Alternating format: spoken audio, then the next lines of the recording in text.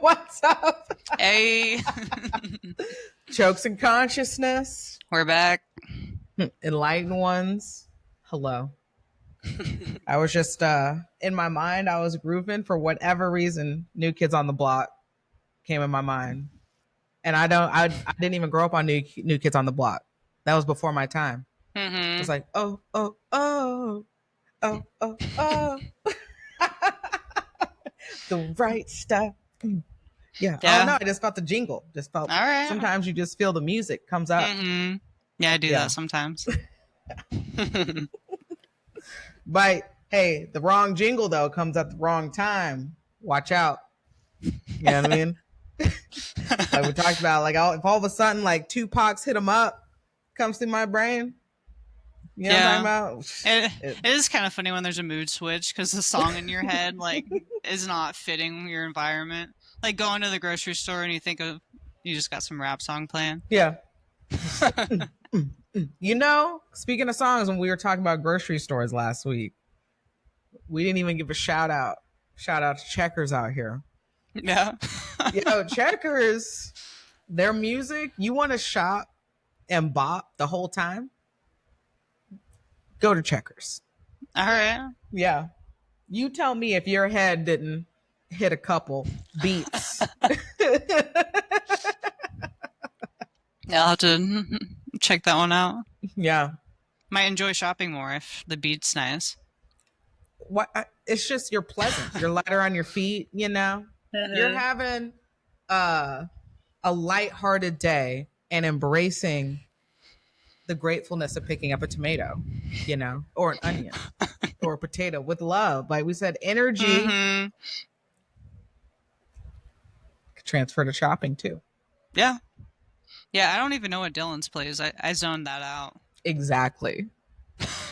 Exactly. That enough said. We don't even know what kind of music Dylan's plays. Do they even play music? I don't even know if they play music. I'm gonna have to pay attention. I don't know. I'm gonna pay attention next time. I was just in there. Yeah, same. I don't remember playing any music. I was there this morning. I don't remember. It's like other places when I have gone into Walgreens or like CVS, they play music. It's kind of like it's that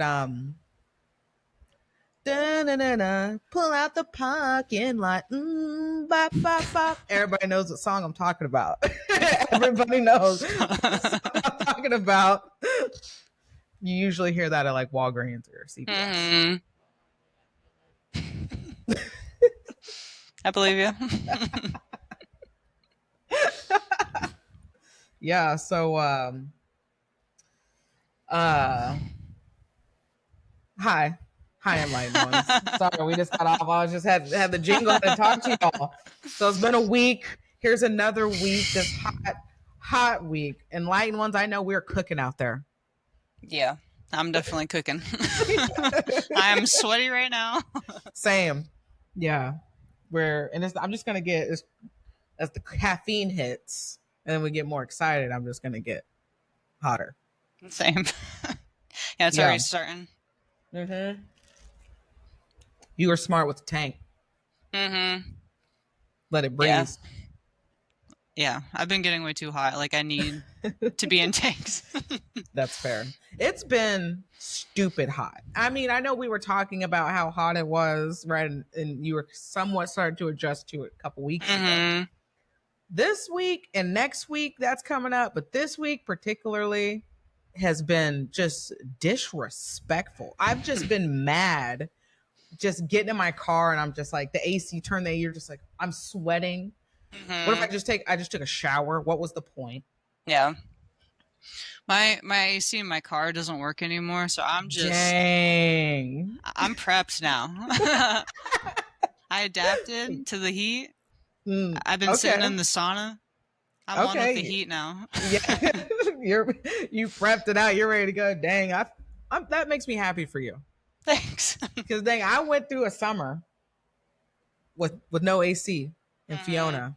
That was terrible. Because you can't get it cool. Just like you can't leave the windows up and just let the air from outside hit you, because that air is actually hotter than the air than if you just open the windows. Yeah. Yeah. You don't want the window, because then if you're on the highway, you're just like, what? Yeah. It's not the best, but whatever. You adjust. You adjust. And now I'm warm everywhere I go. I get to the gym and I'm just ready. You said you're prepped. You don't get ready, you stay ready at this point. Yep. You don't need a warm up. No cooling off? At all. Yeah. That's great for you. Thank you. Yeah.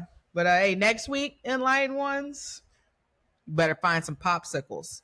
The only reason I say popsicles is because I felt bad. I was passing this little girl on my street today, and I was in a rush, and she had her, like, she saw my card coming out, and she like put up her sign. It was like popsicles, and I was like 20 and 25 cents. I was like, dang. I was like, and then I ran in the house because I needed to chill for a second before I needed to leave.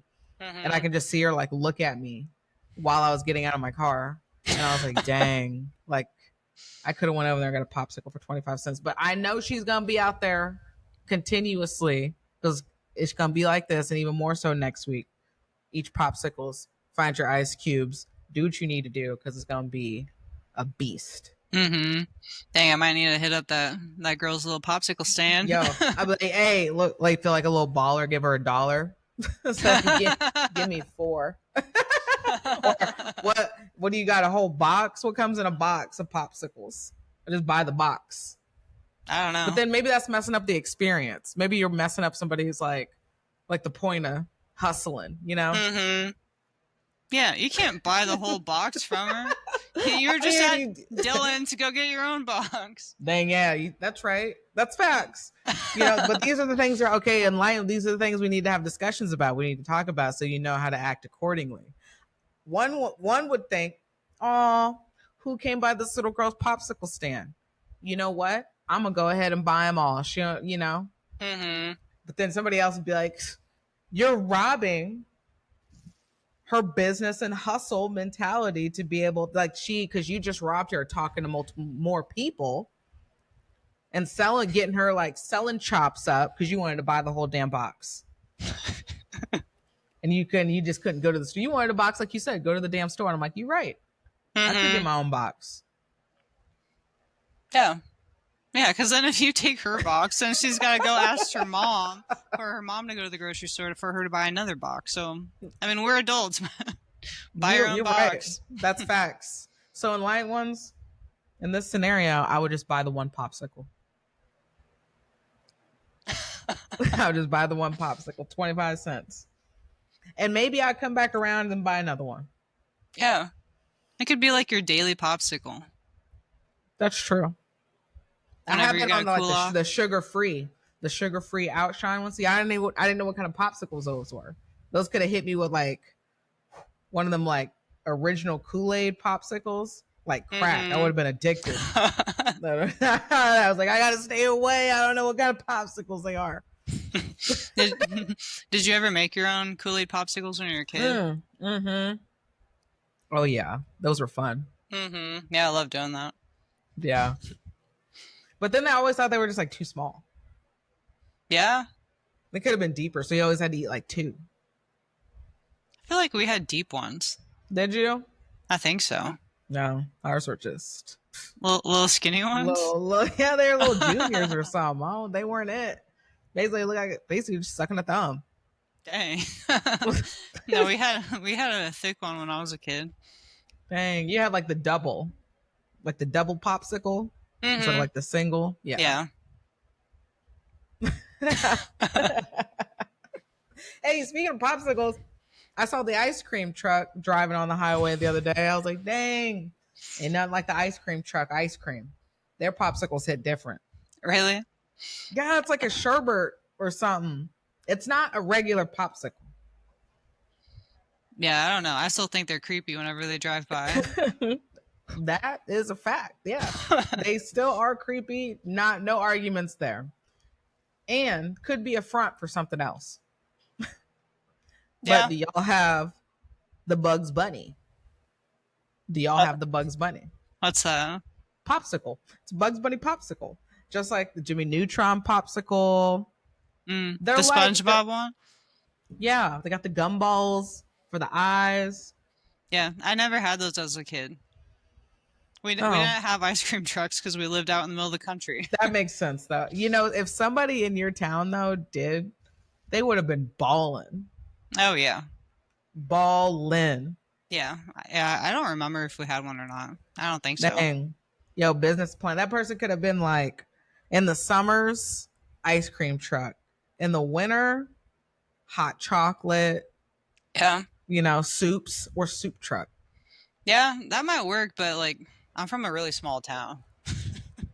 Well, I mean, yeah, but you'd be the only truck. There's no competition. Nobody's outside. Nobody's outside playing or walking. Come outside, people. But if you're playing music, the creepy ice cream truck music, give them a little jingle. They already know the history of ice cream truck, because that just seems like there's some dark history. Just the concept of it. Why do they still play the weird music? They still got that kids to snatch them up. I don't know. That's probably what it does. I don't know. That would make, you know what? That would make sense to me. Let's see. If they played anything else, it wouldn't be creepy. But it's like honestly, they just need a new record. What if the ice cream truck had like some bass to it, like some subs, They just update the ice cream song. Oh yeah, people are like, oh, it's lit. It's just lit. Ice cream. All right, I'm trying to find, like, these are all not giving me any kind of dark history. Enlightened ones, this is what happens when you're looking for conspiracies. You're always looking for the dark history first versus like what actually comes up. So I'm just gonna read what comes up instead of the dark shit I was trying to find. So on Southern Ice Cream TX.com, 5 things you didn't know about ice cream trucks in case you were ever curious. And if you weren't, you're gonna know anyway. Okay. So 1, an ice cream truck driver created the first ice cream bar. Smart. Okay. Yeah. Okay. In 1920, Ohio ice cream parlor owner Harry Burt. All right. 2 first names makes all sense. Right. Invented ice cream on a stick. He bought a fleet of refrigerated trucks and started selling his tasty ice cream bars all over the city. Harry Burt's ice cream bars are still sold today under the famous Good Humor name. But not only invented ice cream truck on a stick, he also invented ice cream trucks as we know them. Harry Burt, y'all. That's cool. Okay, here's to your question. Number 2. The first ice cream trucks didn't play music. Now, where'd that come from? Jaunty tunes and ice cream trucks go hand in hand. But that wasn't always the case. The ice cream pioneer, Harry Burt, wanted to attract neighborhood children. Yo, what did we just say? It was a cat call. That ice cream truck was, and what I mean by cat call, like, if we put it in these terms, it's going to sound terrible. Like, cat call would be like you're walking down the street and somebody's like, thank you, piece of me, like, dang, legs looking good, and it's not invited. You're not like, oh, thanks, leg day today. It's like, oh, get off me. Yeah. So this dude was cat calling children to attract the kitty. How come you couldn't attract adults? Adults like ice cream too, who have kids. Okay. Harry Burt. I'm just reading what SouthernIceCreamTX.com is talking about. So it says, so he stripped the bells from his son's bobsled and outfitted his trucks with them. It wasn't until years later that ice cream trucks began playing music. So wait, he had bells? So he was just jingling. Literally.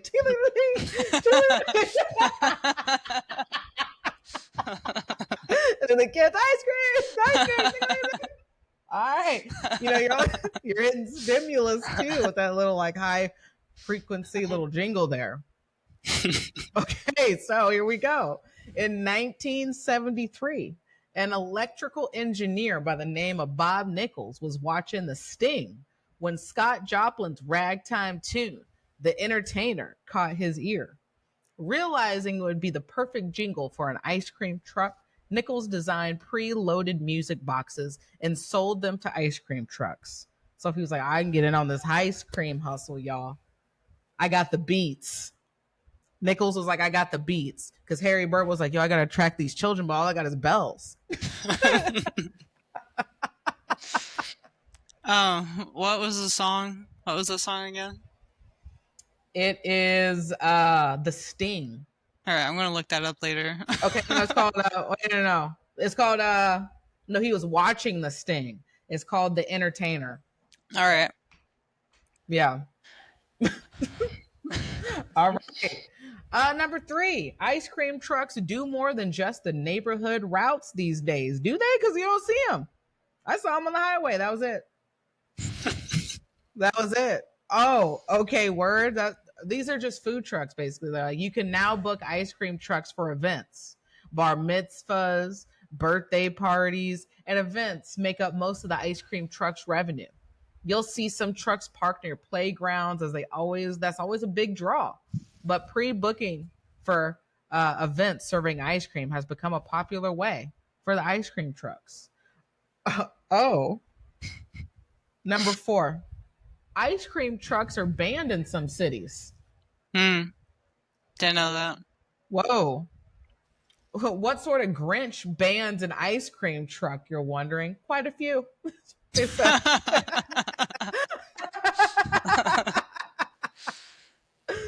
Deer Park, California banned ice cream trucks over 30 years ago. Or more specifically, they banned moving vehicles from playing music while selling their products. Noise complaints and liability issues seem to be the main reason. Ice cream trucks aren't welcome in certain places. Many South Florida cities ban ice cream trucks altogether or pass laws making it difficult for them to operate. Coral Springs, Florida banned ice cream trucks outright. Okay. Last but not least, ice cream trucks are subject to regulations just like food trucks. Well, obviously, we know this. We don't even need to go down that road. We know but we know that. So, in case you were wondering, did I need ice cream truck knowledge and the history of that today? Enlightened ones, we always need information. So, yeah, you did. I didn't know some of that. Yeah, me neither. I'm still wondering why they still play the creepy music, though. Because it attracts the children. But you're like that. You're like that specific jingle. Yeah. We had one come down our street like 2 weeks ago, and I heard their jingle from inside the house. Like, it's just a weird, I don't know.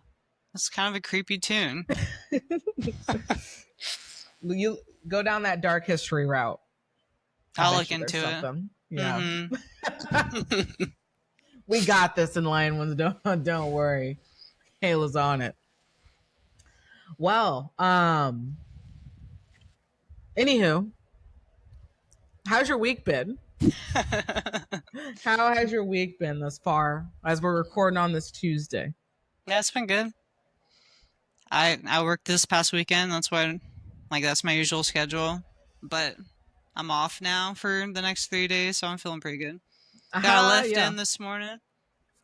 What'd we do today? I did squat.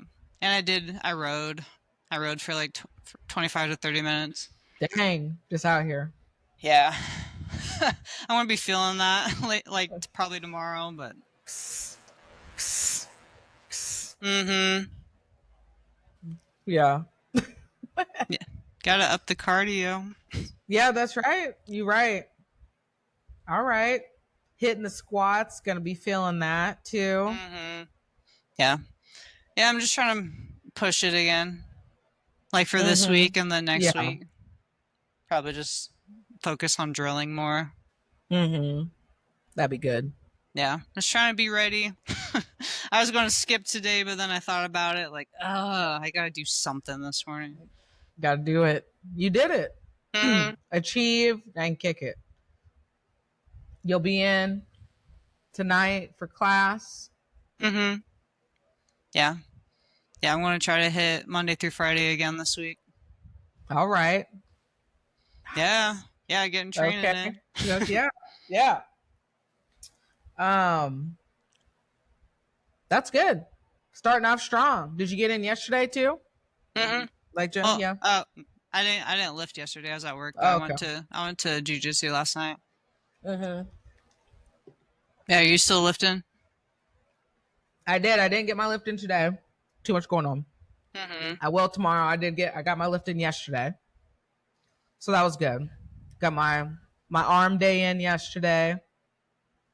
I'll hit my back tomorrow. Nice. Then arms and chest next day, and then we got the legs again. Dang. I like that structure. I can't do it without it now. I gotta know what I'm doing. Yeah. That's good. I need to be more like that. It just helped, like I said, because I have that like I follow the men's muscle and strength. Like it's like you can do all options, like women's, men's workout, just like non-gender, beginner, whatever you want. You want to load, you want to lean, you want to shred. And I just follow that for 8 weeks. I'm almost done with it. I got like, I'm gonna do that. Honestly, this probably be the last week I do that, and then I'm gonna cut down my reps and start going after next week. I'll start going just a little heavier, just for like another week or two. Nice. And then then we'll explode and then taper off. Yeah. Are you cutting weight for your next comp? Yeah, we're like locked in, but we just need to even like lock it in even a little more. But we're good. Like I know I want to be by the end of this month for Vegas, because I'm really like Chewy's gonna be whatever.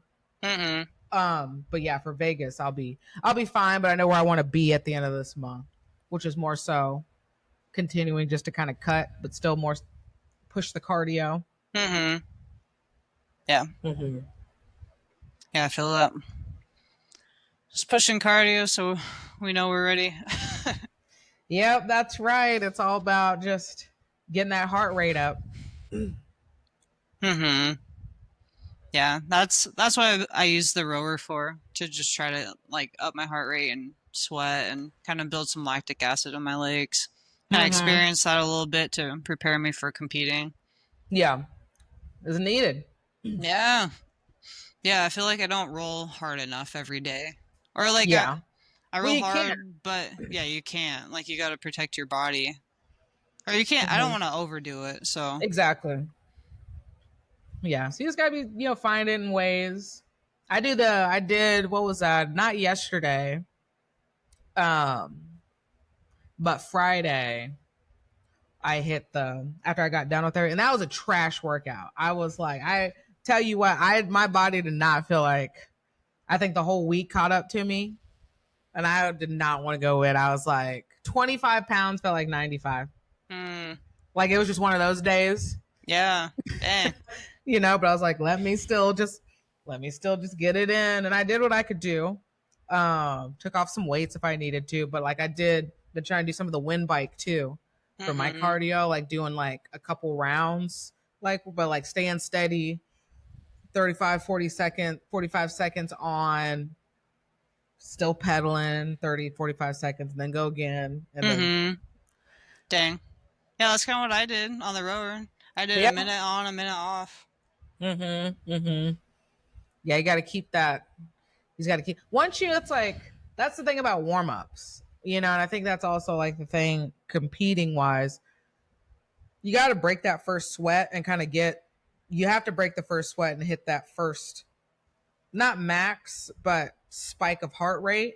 Even if you start to even if you're like cooling down or in between rounds, because we always know like that first round sucks.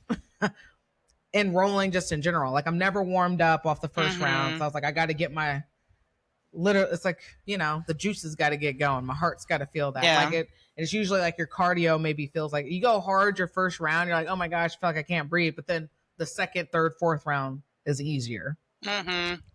Yeah, I want to try to do better about that this year, like getting warm before my match. Like maybe the morning before or the morning of, doing something then, like right when I wake up, just to get my body more ready. Because I think the last couple competitions I've been going in too cold. Yeah. And then it just, I don't know. My knees don't like it.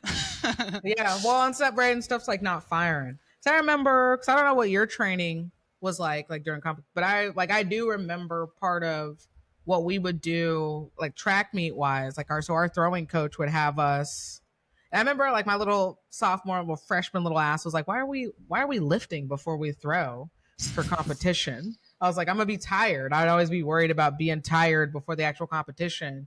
But like the man trained Olympians, so he knew what he was doing. So we just like come in, and you weren't lifting heavy or anything, but it would just be like 3-4 lifts of just explosive kind of movement, but light. So you were still like you were firing your nervous system in the morning. So even if I didn't throw or something until like afternoon or something like that, I would go in like 3-4 hours or something before, just to kind of get a little bit of a sweat and get my heart rate going. And it did help. Yeah. Yeah, we would row before our races. We would row like 20 to 30 minutes before. Get some laps in to warm up. I always felt the same way. Like, why are we doing this? Like, why are we rowing for 30 minutes for like a 7-minute race? Right. He's like, what the hell? And then you look back on it and you're like, oh, all right. That makes sense. I guess I needed that, but yeah. Yeah, so no, you're right. And as you get older, it's like I need more my warm up.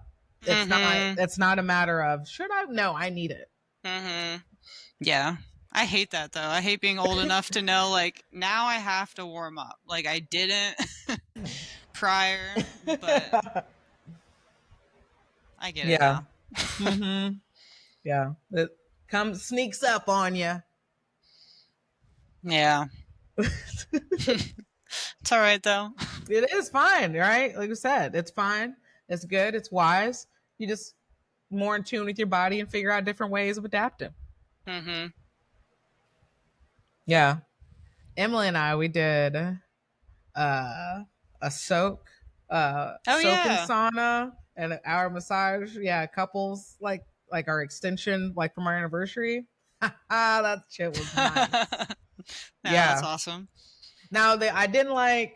Now I get it because I'm a little wuss when it comes. I don't like temperature change, which is why also like I'm not a big I can swim, but I'm not a big swimmer. It's like I don't like being wet and cold. Yeah, I don't like that either. And so because which was good, we would have been bacon. And so it was like toasty on Saturday, but there was that overcast, so it wasn't like terrible. So they had actually like cooled the tub down outside, but it wasn't cold. It just wasn't warm, and like the jets were still going. So then like we did that, and we were in that for an hour. So we did that first. So you do that for 10 minutes, and then you get in the sauna for 10 minutes hot. Got hot in there for, and then you do that for 10 minutes, and then you go take a shower for 2 minutes, and then you do that rotation for like 4 rounds. So that was nice. Yeah. And then we did the hour massage, and like my lady, she was in there. That's awesome. She was getting it in. So yeah, my like a body felt nice on Sunday. Definitely felt looser. My lower back. I mean, it's still kind of tight, but it wasn't. I definitely felt that finally release a little Good. bit. So 100% is something I need to, as Emily's talking about too, need to invest more in. It's just like the body wellness stuff. Time just gets away from you, and you just it's like stretching too. It's like I know I need to do this, and it's important, and it is an investment, but I'll forget to schedule. Lauren, shout out, you were great. I just hadn't had anything even since then. You just get to going. Yeah. I try to make a routine with stretching. Like I'll either do that midday or do that in the evening before I go to sleep. Yeah. But yeah, if I stop, like I really start feeling stiff, and then I start sleeping bad, and it really affects me. So I'm trying to keep up with everything, but recovery is just hard. Like I love lifting, I love rolling and training, but just the recovery side of things is hard to make time for that and focus on that. Yeah. It really is, but it's super important. I wish I was like LeBron out here with LeBron money, $1 million body. Bro, imagine how your body would feel if you were able to invest $1 million like a year on your body. That'd be awesome. Like getting massages like every week. Every day. There's like something is tending to your body all day, every day. Dang. It would feel so good rolling if we had that. All the time. Dang. Like that longevity right there. Someday. Yep, that's right. Hey, baby. Just keep moving on up. That's it. Just keep moving on up. Yeah. Taking my vitamins. Yeah, I've been consistent. My creatine. Yeah. Nice. Yeah. So we out here. Yeah, I've been drinking a lot of protein and eating a lot more protein. Yeah. And carbs. Are we still on the bulk, or are we like on the? Are we steadied out now? No, I'm still trying to gain. Yeah. Okay. Gain on. Just like a couple more pounds if I can, because as soon as I like get closer to like our comp in Branson, I'll start going down naturally. Like just the closer we get to competition, I just eat less.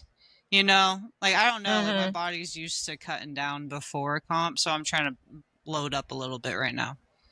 That's fair. Nice. I'm at 158. Okay. Big gains out here. You're like, I'm trying to hit that 160. It's hard. Yeah. I mean, that's why I guess it's like if I was like bulking, that would be difficult. I was like, it's not. I can a whole weekend. I can get up if I want to. I can just eat a lot of protein. I just keep eating. I can just eat. Like I'm not a snacker. Like I just eat meals. Yeah, but now we're consistently in the 160s, so we're good. Nice. It got to be 165 by the end of this month, and then I'm sitting good going into Vegas. All right. Yep. So we're back down. Coming back down. I'm on the up. You're on the down. I'm on the down. Meet in the middle. Meet at 160. Yep. That's right. So decent week. Training's been going well too. I've been trying to push it a little more while being smart. So I've been rolling. I've been having more rolls just because I've had, like I said, I've had to warm up more at the beginning so I can make sure I get more rolls at the towards the middle. But that's been good. So yeah, has your back been feeling good rolling? Yes, a little better. Not exactly where I want it, because it's just been like it's not tight to where it hurts when I'm rolling now, but like I can feel certain, I'm just not reacting certain in the where my brain is at, the reaction time is not happening because I'm tight, if that makes, not because of the age, because I know like it's just tight. So I'm like, hips don't move the way I want them to. They didn't turn the way I wanted them to. And I could feel where it's tight. So that's it. Just adjusting. Just modify your roll then. Yep. Yep. Hey, on the upside, finger's been feeling a little better. So I think that the different tape job I've been doing has significantly been helping the healing process and not feeling as tender. Yeah, that's good. Because your finger was pretty fat for a while. Yeah, it was. You said your grandma hit it, right? Yeah, it was already, it already got messed up like the month before. So you know how fingers are, it just takes a while. But then my grandma out here, I'm trying to guide her how to throw the skee ball, and she's just excited. And she like threw one and didn't make it into the thing. So I was trying to like tell her not to throw the other one, and she just like blasted another one just right into my bad finger. And I was just like, oh my God. It was like the throbbing pain where like you almost feel like you're gonna get sick. Oh, that's rough. That sucks because your grandma didn't mean to do it. She didn't see it, you know. That was on me, but it was gonna be bad news had she thrown that anywhere else. So yeah, we're good. And then then the other fingers, they just kind of, you know, got blasted by a knee, but that happens. Dang. You know, got all three of my fingers just and then got this one. Luckily the middle one was fine, but it got crunched up in there too. Ooh, well, that sucks. Yeah. I hope I didn't do that to you. No, it's all right. Shout out, love you, Marcella. Marcella got you. She did get me, but it, like those have happened. I got your finger. I know.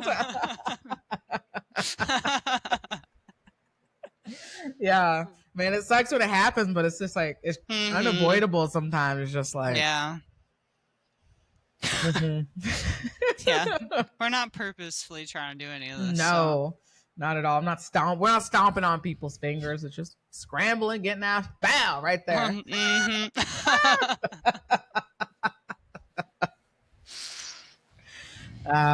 So that's where it's at. All right. Okay, in line ones. Okay, Michaela, what do you thinking about this?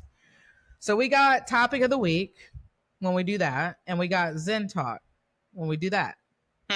We're so random that maybe we should have like a specialized, like, not segment, but like maybe segment that's just like dedicated, like to label it randoms. Like weekly randoms. All right. So weekly randoms. I'm gonna look it up. Got to fact check. I don't know. However, seems like this might be a normal thing, but we got questions.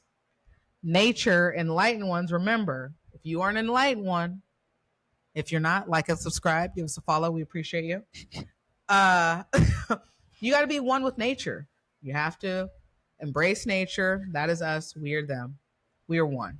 Okay? So pay attention to what nature is doing out here. You can't trust everything out here on these streets, AI, news, whatever. But what we can trust is nature out here doing its thing. Now I got to look at how this was reported because this could be a normal thing. So that's what we're going to do. However, people are reporting the animals in Yellowstone are dipping. Oh, no. Dang. I just saw something about volcanoes being more active across the United States. So that's what allegedly this might be a thing. So enlightened ones, no. Let us do our due diligence. We're not saying fact or fiction. I'm just saying I saw this. Michaela saw this out here. I also saw a report last week of somewhere, I think in Europe, a current in one of the currents or some currents in the ocean has reversed. Just saying, pay attention to what's going on here. Enlightened ones. Okay, so let's look up and see what's going on with the animals. This could be nothing. This could be leaning towards this as normal, right? Normal migration, and people are just reporting it as something that's not normal. Yeah, people could just be trying to spook us. That's facts. But the weather has been crazy lately. Like, why is everywhere in the United States flooding right now? Yo, yeah. If y'all haven't heard, there's more floods going on. New Jersey, I'd be surprised New York hasn't yet. But this morning, New Jersey had issued a state of emergency because of their floods, and there's also flooding in New York happening. Yeah. Yeah, and last That's week was normal. New Mexico, Texas, somewhere North Carolina last week. I mean, think about it. She's mad at us, and by who you're like, who's she? Who? Earth, nature. Okay, she said you peasants have been out here stomping, burning, carbo, whatever off on me. Y'all been playing in my face for centuries, and it's time for me to cool myself off. I've been having these hot flashes. Y'all want to be believing people up in here, but you know what? I'm still gonna do me. She's gonna be fine, y'all. Nature's going to be fine. Mm-hmm. We are the flies. We're the flies in this story. I hate flies. I wish I could look at a fly that could die. That's how much I hate flies. That's right. I got beef with all you flies because you're annoying and you don't know how to be in your own space and understand a SWAT. They just keep coming back. You're like, get off me. They just don't. They just stay there. That's us to Earth. Yeah.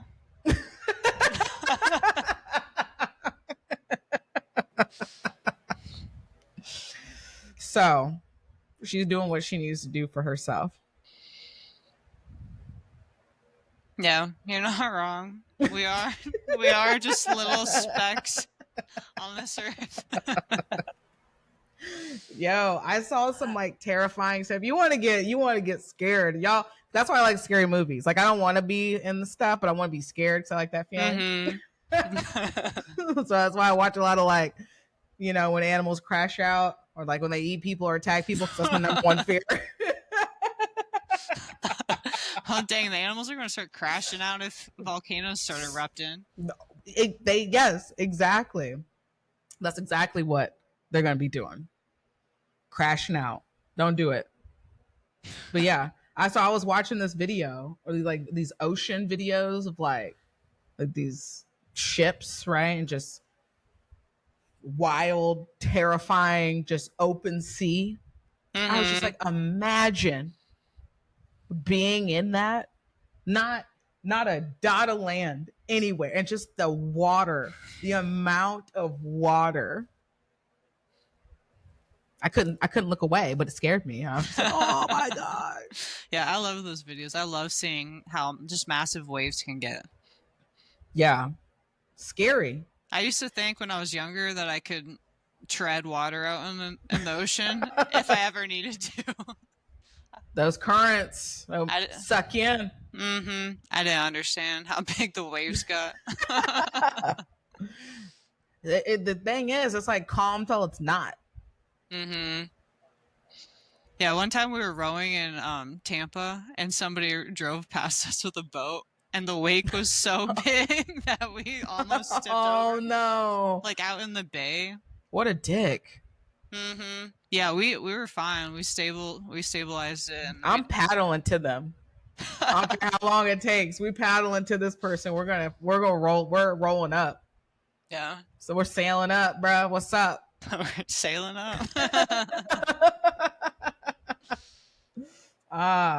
Hey, yeah. So be careful out here. So let's figure this out, enlightened ones. Let's be on this journey together.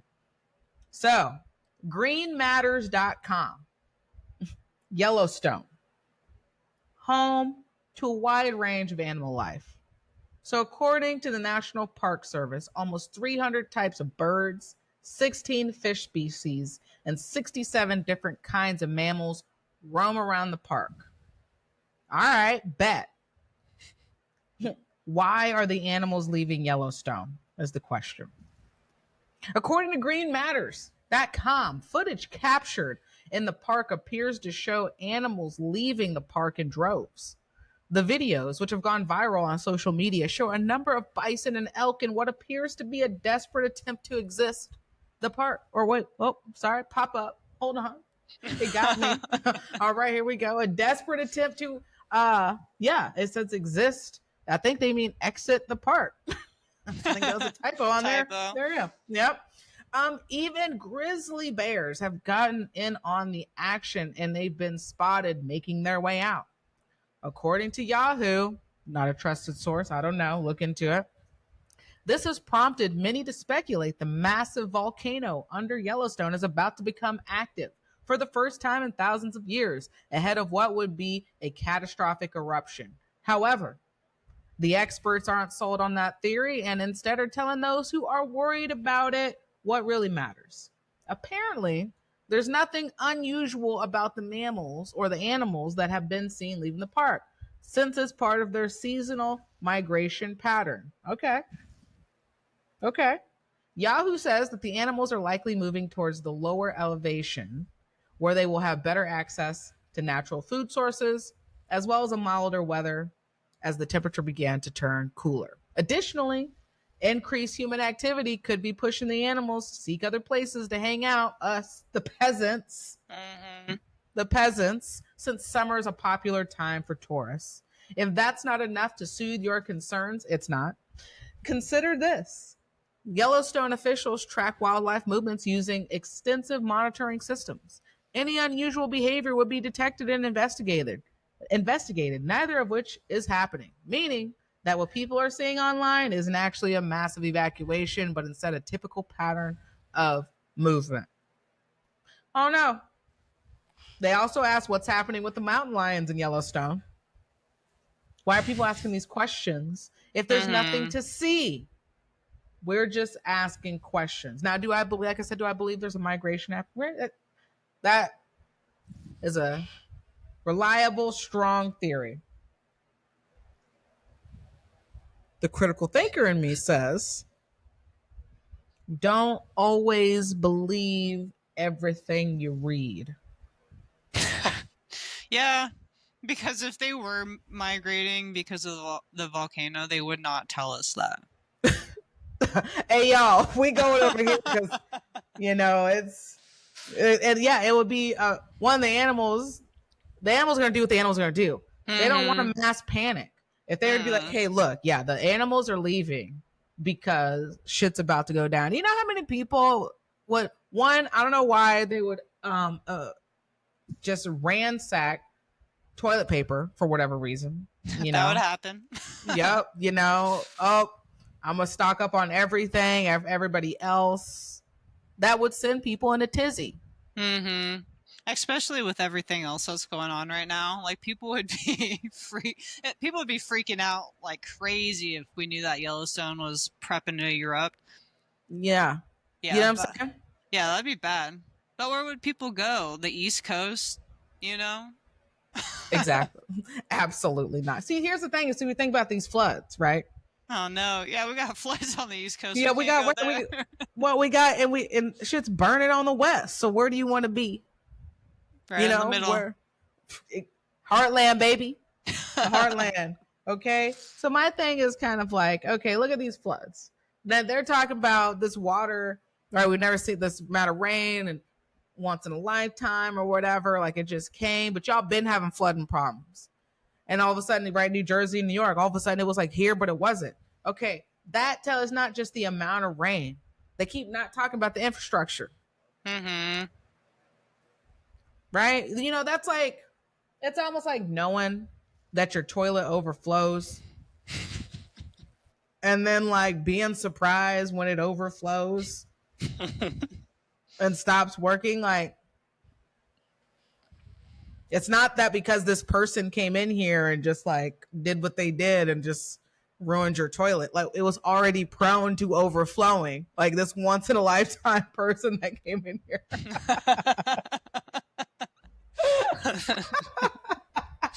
And did what they needed to because you were a nice person and let them use your bathroom. And now you're like, oh my gosh, gonna have to replace the the infrastructure, the pipes. No, you have been needing to replace them. Okay, that didn't help. that definitely didn't help. But there was already an issue. Yeah, but also isn't there like a ton of rain that's being dropped that usually doesn't happen like that? That's the once in a lifetime person. That's what I'm saying. But you already had an issue. Yeah, but I feel like if everywhere got that much rain, they would have issues. Oh yeah, you would. You know, like who's prepped for that much water? Like we should be prepped, but like nobody. I don't think any city in America can accept that much rain. But that's what I'm saying though. But we could be better prepared than we are. We're gonna stop it.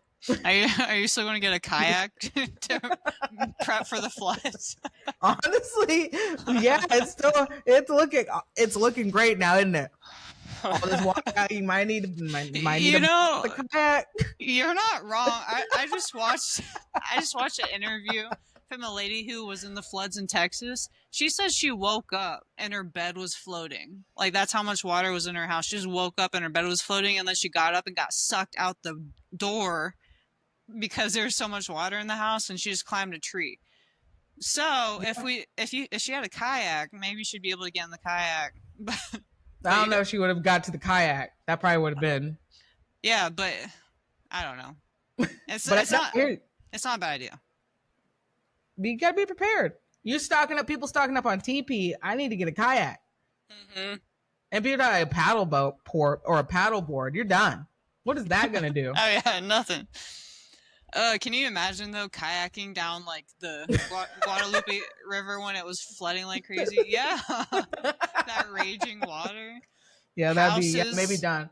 It's like I think the better option would obviously be like a canoe, like one of them old camp, like not a wooden one, but like those durability like metal ones, you know, like yeah, those old camp. Those would be ideal. But I'm not gonna have any access to that. I'm not just gonna have that. I think a kayak, although may not fare well, it's still better than not having anything. Yeah. We need to get boats. Who do we know that has boats? I don't know. I don't know if anyone from our gym has a boat, but somebody from our gym should get a boat. Absolutely. We need to plant that seed. Hey, yo, Enlightened Ones, Ground Theory crew, who has a boat out there? And if you don't, who do you think we can convince to invest in a boat? Yeah, we need a team float trip out to Clinton Lake. Hey, that'd be fun. Adventure Day. Yeah. Add it on. That could be part of it, yeah. Add it on. Hey, so I don't know, Enlightened Ones. Michaela and I, we don't know. We never claimed to know. We're just thinking about. We just don't saying. Pay attention. Pay attention to nature. Go outside. It's like, you know what? This is what you do. This lady in Texas. I don't remember her name, but she followed her intuition.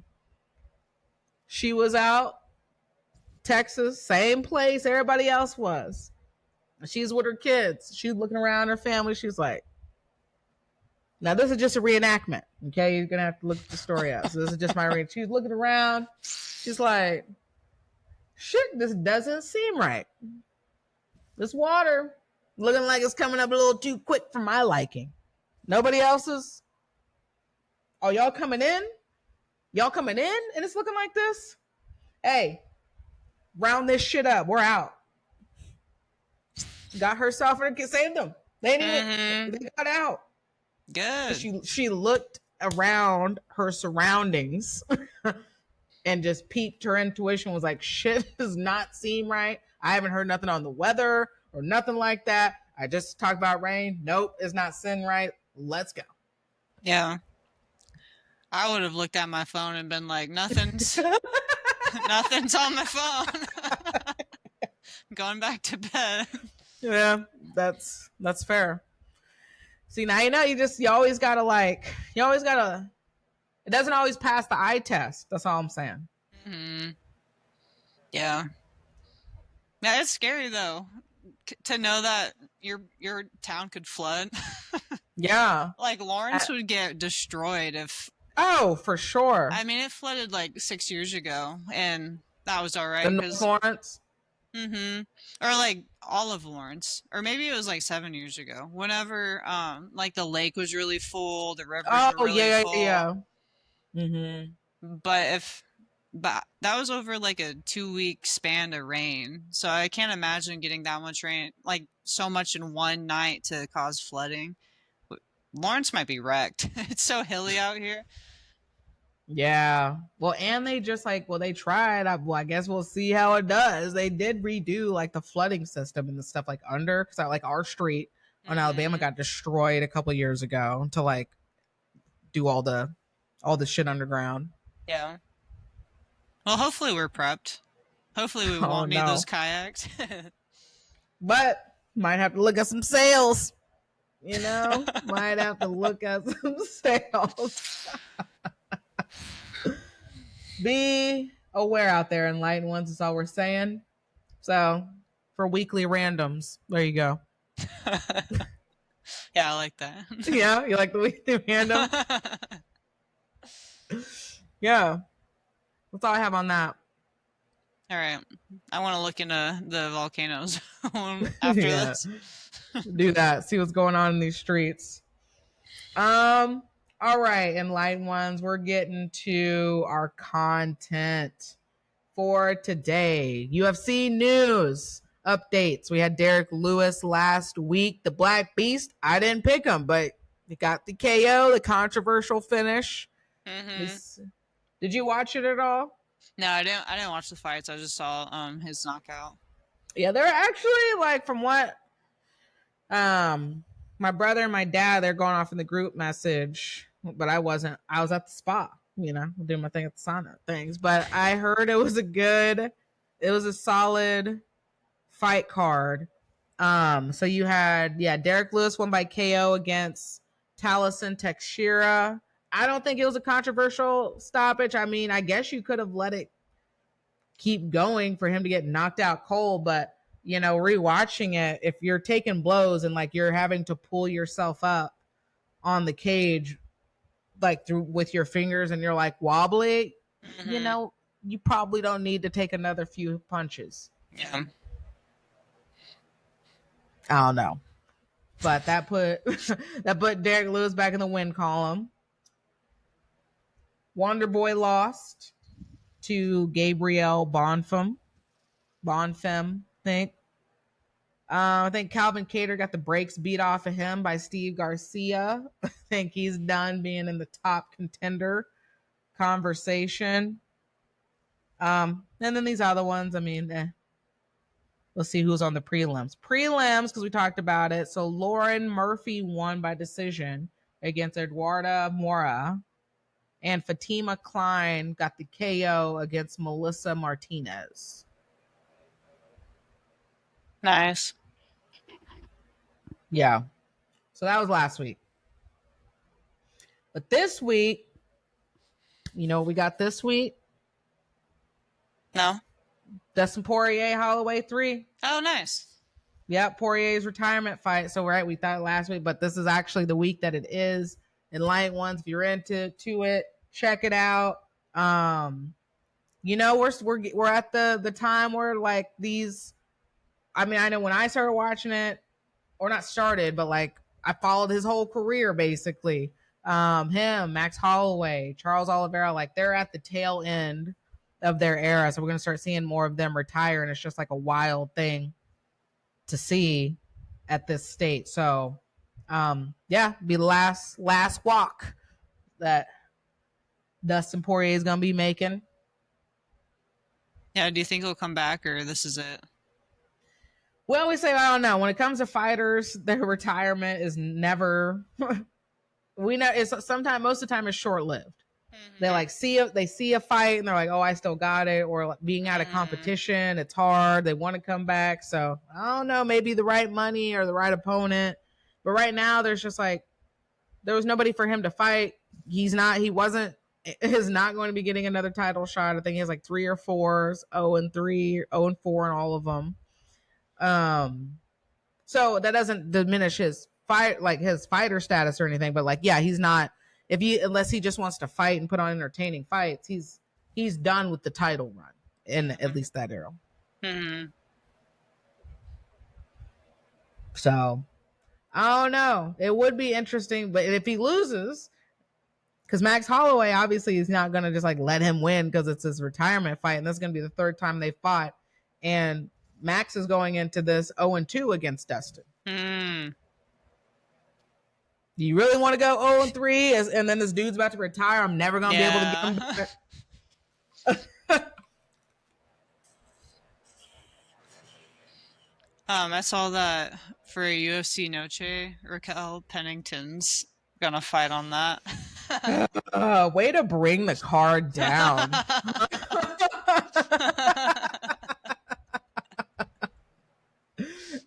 Way to just bring the energy of that card all the way down. Who's headlining that? No, I don't know.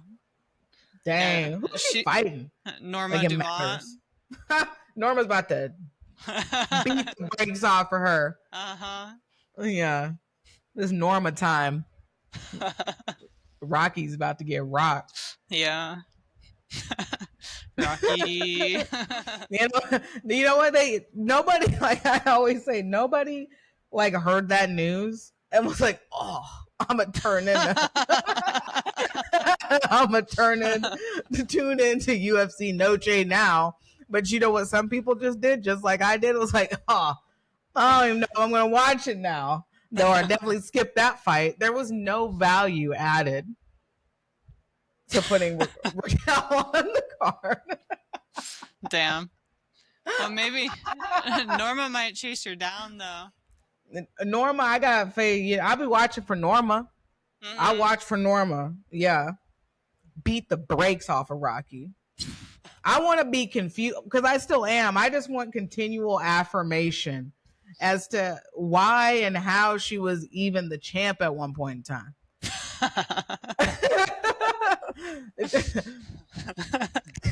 Yeah, that's so crazy. Her and Juliana. At least Juliana. You can say what you want about Amanda giving up or whatever. I don't know what that first performance was. At least Juliana went out and beat Amanda, whatever it was, to like win it, I guess. But like Rocky, who did she fight? Who was the vacant? Was it against? It wasn't against Juliana. Who'd she fight for the vacant?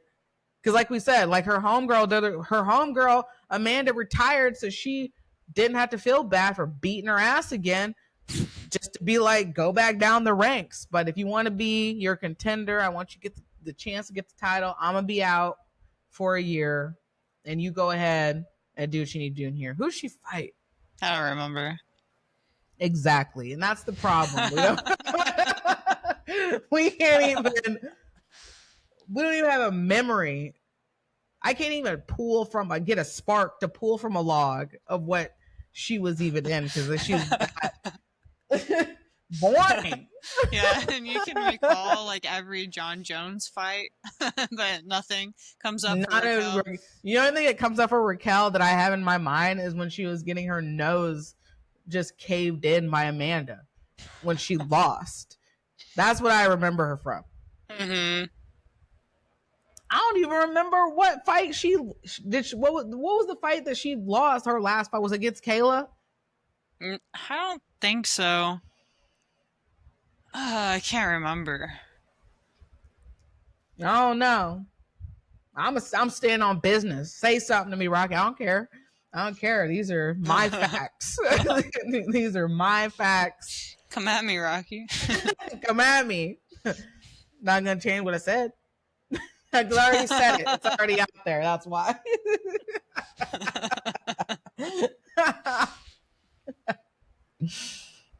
Tragic. I'm pulling her up. Yeah, she did fight Juliana. Dang. That was her She last lost one. too, didn't she? Because Juliana won. Yeah.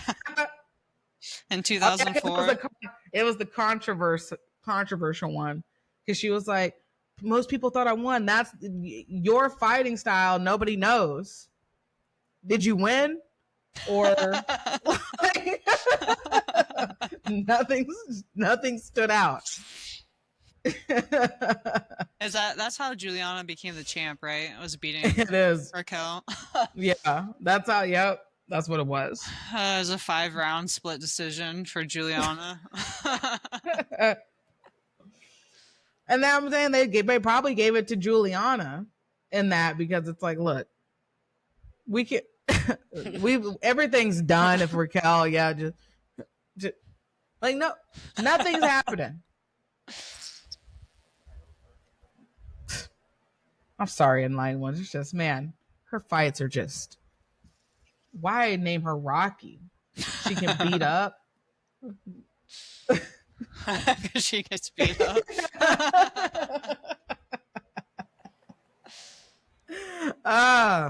Anywho, this card though this weekend, it's not a good card. I mean, there's a couple fights on here that might stand out, but it's really just the retirement fight for Dustin Poirier. We have no women are on this card. Paulo Costa is co-main against Roman Kopylov. We got Kevin Holland fighting Daniel Rodriguez. Danny Gay fighting Patricio Pitbull, and Michael Johnson fighting Daniel Zellhuber. All right. Yeah. I'm going to say down the list, just off this, I know it's Dustin's retirement fight, but I would be like Max, Kopylov, Rodriguez, Pitbull, Zellhuber. Boom. Money line outright. Parlay. Mm-hmm. If you're not confident of that, switch Max to Dustin.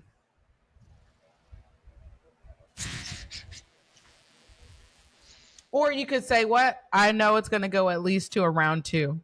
The odds aren't going to be great, though. But I think that fight at least makes it to 2 rounds. Mm-hmm. See what happens. See what happens. Yeah. So, last time I bet, what was that, Juliana? No, it was Kayla. Was it Kayla? Juliana, it was. Yeah. Juliana let you down. I know, yeah. I'm telling you, she wouldn't have got caught with that stupid ass. I rewatched it, and she was hiding her wrist, but she was just flaring out her elbow. Like, who does that? I think if she makes it out that round, she has a chance. No, I really think she was right about, like, hey, Kayla's never been at this weight for 5 rounds. I think that's all Juliana had on her, and she messed it up because she messed it she laid on the ground with her elbow flared out. Chicken winged. She could have just laid there and protected herself and lasted for 10 seconds, but tragic. Yeah. Jesus. Yeah, probably won't bet again for a while. I feel that. I get it. But that was a good bet. That was a good risk, you know, for a solid benefit. So I hear you. Okay. Well, yeah, that's coming up this Saturday. Main card pay-per-view. Check it out. Should be a fun watch.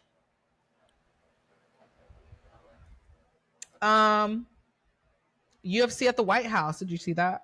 Mm-hmm. What's your thoughts on that? I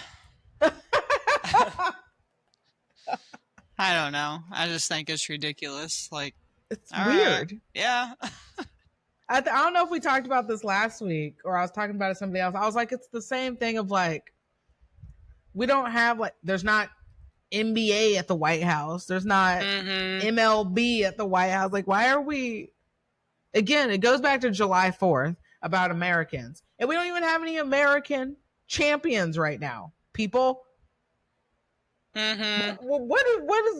what do we need to be in the White House for, UFC? I don't know. The bros are just brainstorming. Oh my, they need to stop. There ain't nothing. They're just storming. That's what it is. There ain't no brain in there. They're just storming right now. Yeah. Like, go back to the Sphere. That'd be cooler than going to the White House. It makes more sense at the Sphere than it again at the White House. Like, golf at the White House would make more sense, which still would be ridiculous versus the PGA. Like, what do we? Yeah.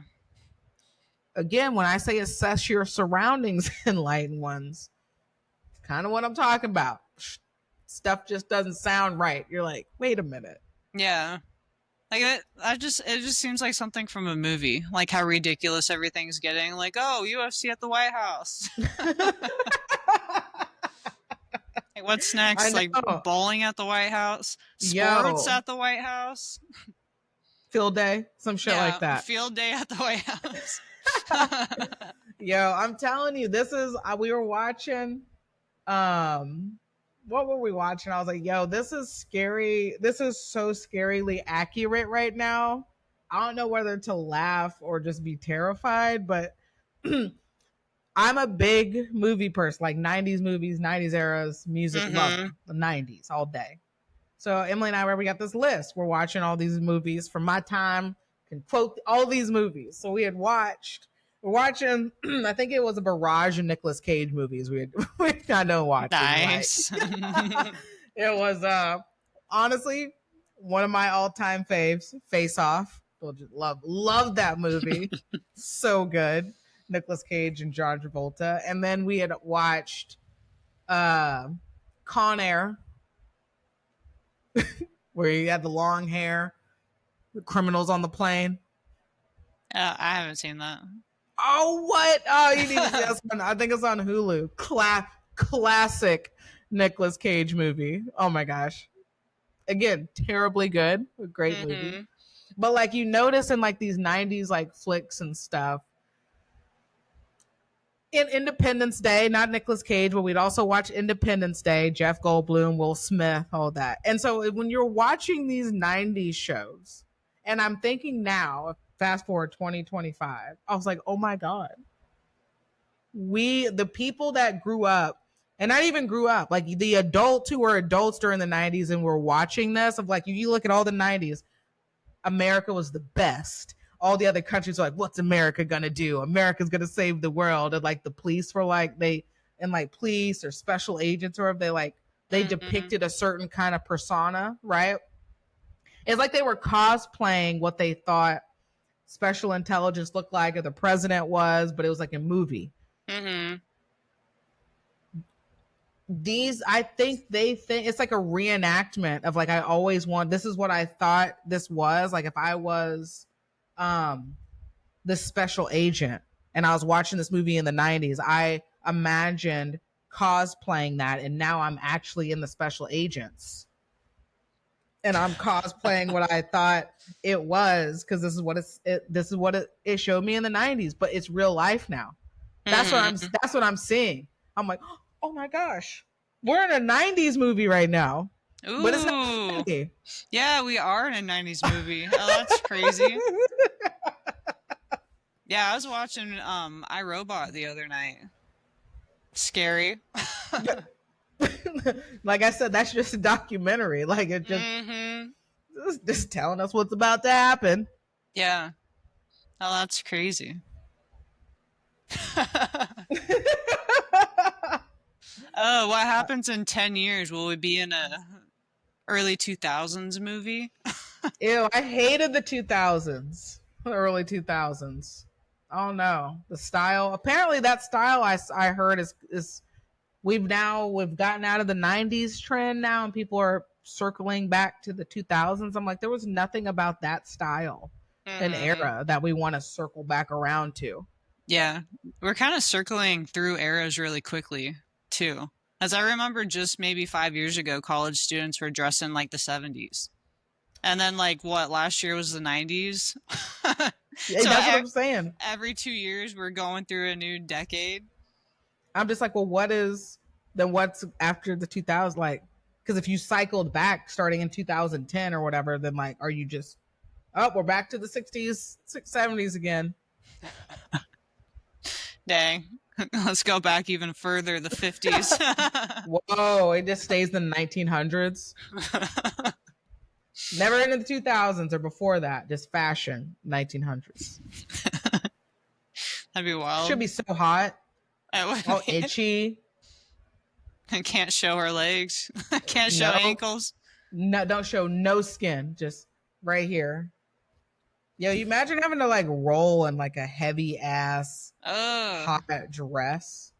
I mean, we're crazy. We rolling geese. That's true.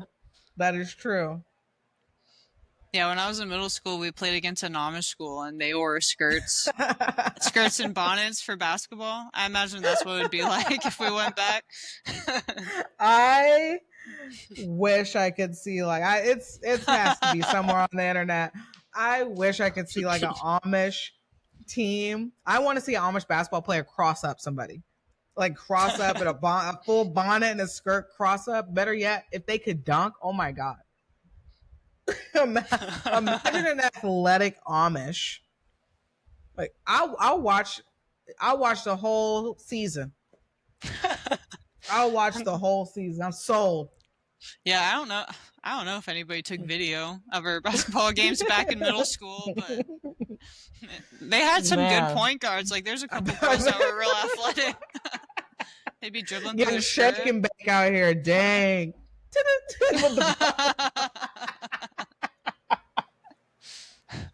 Damn. Yeah, I'm invested. That'd be some fun shit. Some games, some of the gyms would play on carpet. They'd be carpeted gyms. What? Yeah. Dang, y'all just playing in a room. Yeah, either that or some of the other gyms, like the ceiling would be super low. So if your shot had too much arch, it would just hit the ceiling. Dang, I bet you could touch the ceiling, couldn't you? No, it wasn't that small. No, if you could like jump and just hit the ceiling. Oh, it wasn't that low. I mean, the goal is 10 foot, but it was just not much higher than that. So if you had a lot of arch, you just hit. Dang. Yeah. Got blocked by the ceiling. Mm-hmm. Dang, it just crossed up.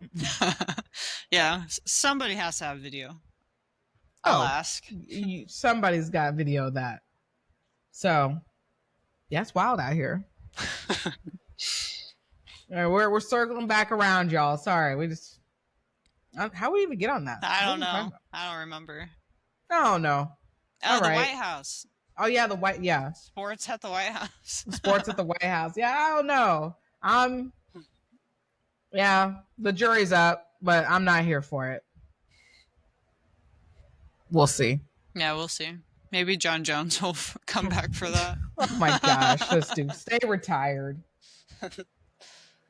All right, I didn't catch this. Did you watch the Katie Taylor, Amanda Serrano 3 boxing on Netflix? No, but I read that Serrano lost. I read that Serrano just looked like she was shadow boxing the whole fight. Damn. Whip. Just shadow boxing, not sparring. That just becomes muscle memory. You have the Ronda down. I got that down. Oh man, locked in. Yeah, I didn't see that. I mean, I heard it. I mean, despite what we think about Jake Paul, I heard it was a solid event that was put on. No crash outs that I heard on Netflix.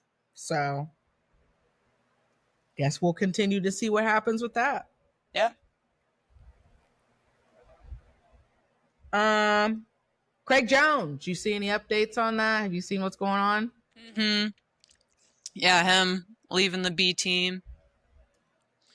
And he said in August is going to be his last super match for a while, and then he's taking a break.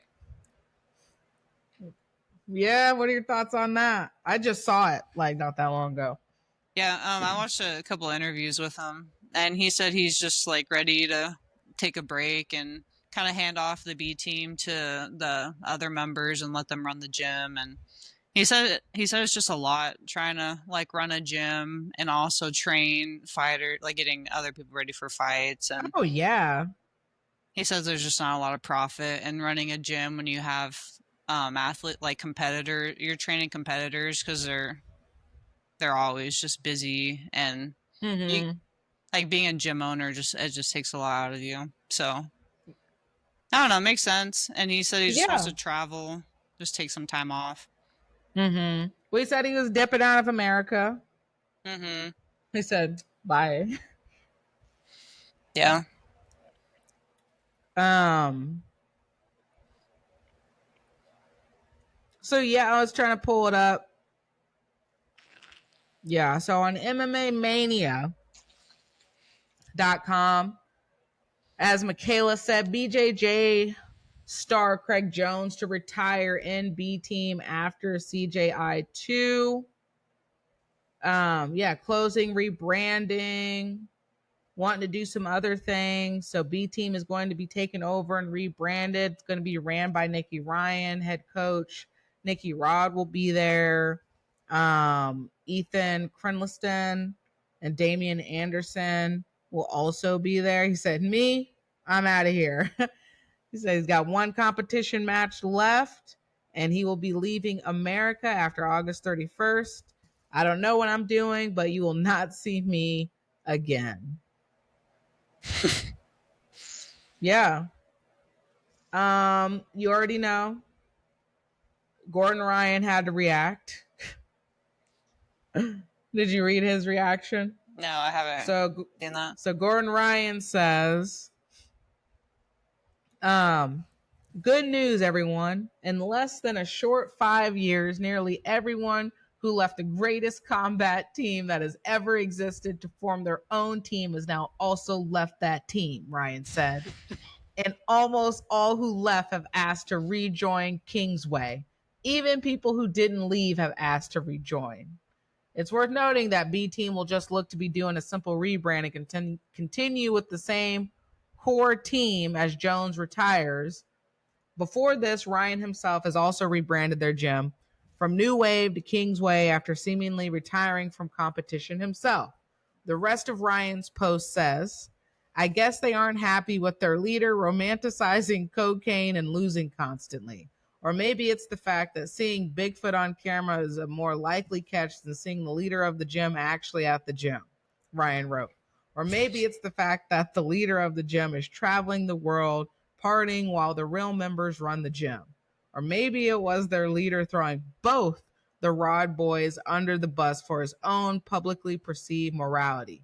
Who knows? All I know is that by their own admission, they give zero F's about building any new talent, which isn't surprising since they haven't built a single decent athlete outside the guys who were our students in almost 5 years. It's okay that they don't give a F about anyone who isn't good. That's okay. I know of a sixth spot in Austin, Texas that's opening soon, where we will have our world champions, not blue belts teaching our pro classes and teaching to all levels and aspirations. Nothing better than cutting out the poison and then having over 50% of the initial people jumping ship. I guess it's time for a rebrand, boys. You can call yourselves Team Bankrupt starting the 1st of August.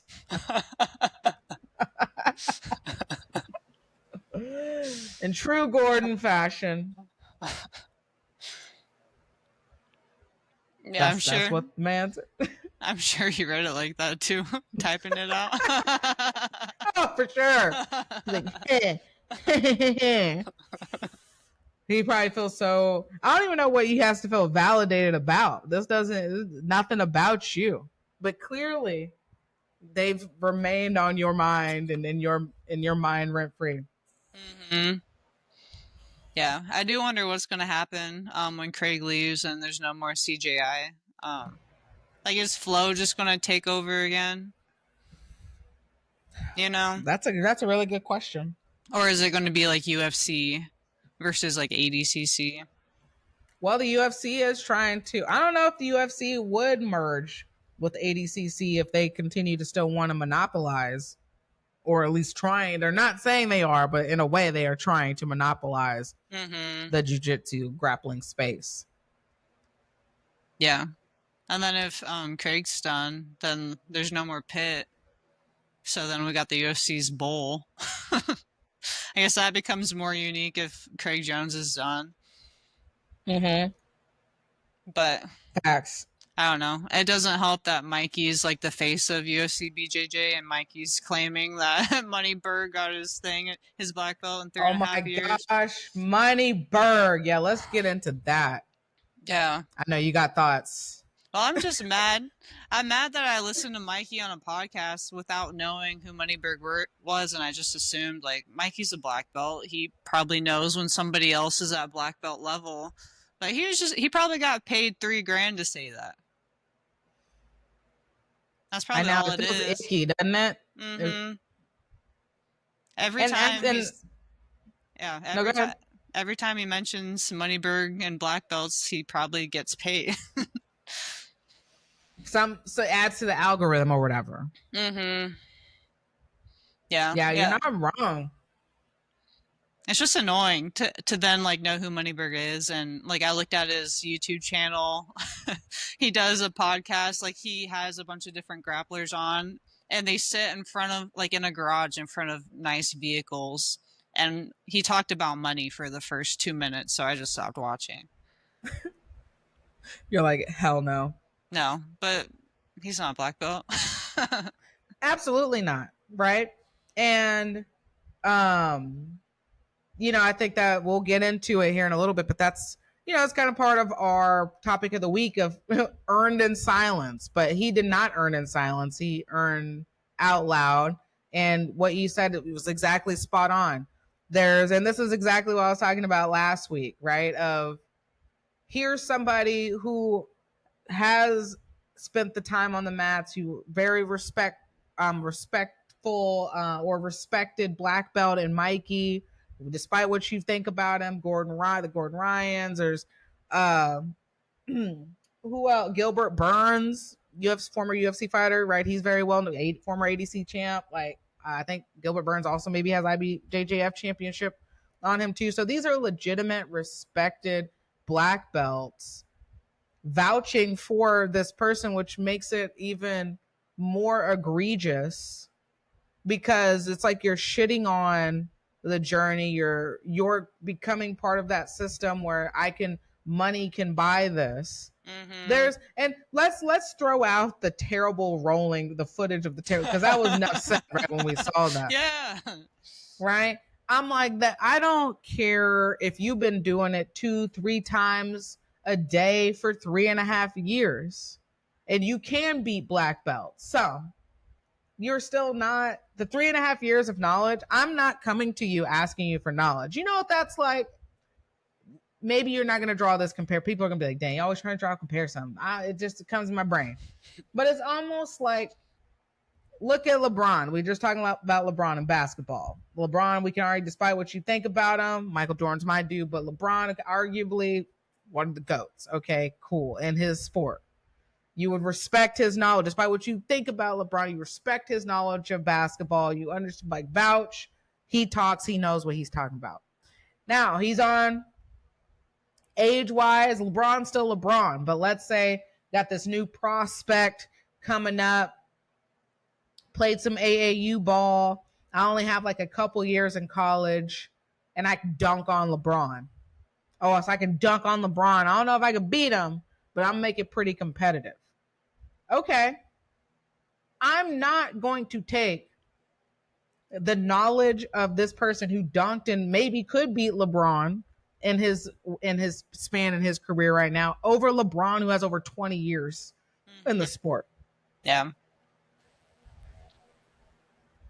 I'm just not going to do that. Like, you're going to take, I don't care what Moneyberg looked like. He could look just like he looked, and he would and he's been training right for 15-20 years. I'd be like, oh, his rolling's a little sus, but hey, he's been He has 15, 20 years or whatever of grappling experience. He's been around the sport. He understands. 3.5 years? No. Oh. And it's crazy that he's claiming to be a black belt. And he was petty after everybody was giving him hate for claiming to have his black belt, and he was like, "I'm gonna take all my money out of jiu-jitsu because you guys are hating on it." What money? Where you're just paying them to tell you or to tell people that you're a black belt. Also, I was like, is this rage bait? Because of, like, his photo with the black belt, like the belt was like tied like a white belt, like it was like tied this. I was like, what is happening? Yeah, it's just kind of ridiculous. But now it's a joke, you know? Like, Moneyberg's a joke now. Yeah, and I mean, honestly, they're not a joke. I'm not their accolades are the accolades, but I mean, that's not a good look for Mikey. Like, it's not a good look. Not a good look for the other ones who are representing and vouching for him in that way. Like, they're just perpetuating and enabling the issue. Yeah, that's how I feel. Like, I'm mad for just believing what Mikey said. Because you were wrong, Mikey. You were wrong. Yeah, exactly. Moneyberg, we hope he fades out of the jiu-jitsu community soon. I don't know if I see that happening, but I guess we'll see. Yeah. I'm happy he kind of got shat on by everyone. Because, like, you can't buy respect, you know? No, at all. You shouldn't be able to. No, he tried. Yeah, he did. But we said no. We rejected that. Yeah. Yeah, and I was even optimistic at first. Like, hey, if you're a billionaire, you have a lot of resources. But even then, like, I would think a billionaire would look smoother when rolling after training for 3.5 years straight. Like, you would look better than how he looked. 100% would look better. It did not pass the eye test. Nope. Damn. So, yeah, don't be a Moneyberg, everybody. Even if you have the money, don't do it.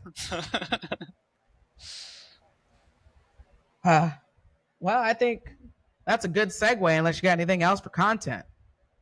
No. Oh, yeah, I do. I saw something ADCC might they said something about having a gi tournament. Oh, like, really? ADCC gi. That'd be cool. Let's see.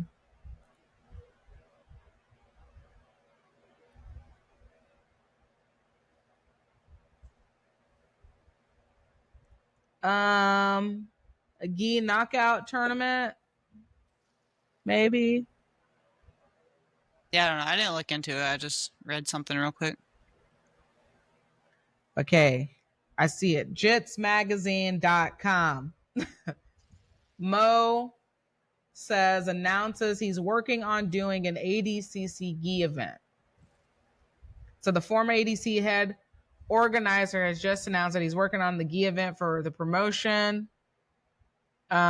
Pretty big move for what is currently the world's most prestigious no-gi grappling tournament, and would bring them in direct competition with the IBJJF. Up until now, ADCC has comfortably benefited a lot from being the first in the area, and it's a big part of what has maintained its prestige. Although the IBJJF No-Gi World Championships was created almost a decade later, it has never truly managed to equal ADCC in terms of viewership. So it doesn't have many rivals at all in that area, and although the Abu Dhabi World Pro is another major gi event at the end of the year, IBJJF has remained on top. With the kind of promotional power and financial backing that ADC has, they may very well be able to create something even more popular than IBJJF World Championships. So I guess we'll see. Yeah. That'd be cool. I'd watch. Yeah, me too. Well, sweet. Keep our eyes open for that.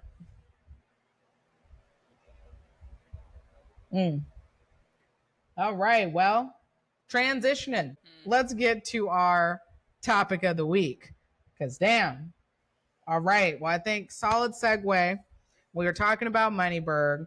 I know I've thought about this in my own journey. I know other people have thought about this. This has been a thing. And I saw it a lot too when I was up in Minnesota because of my own judgment. And I'll get into that too.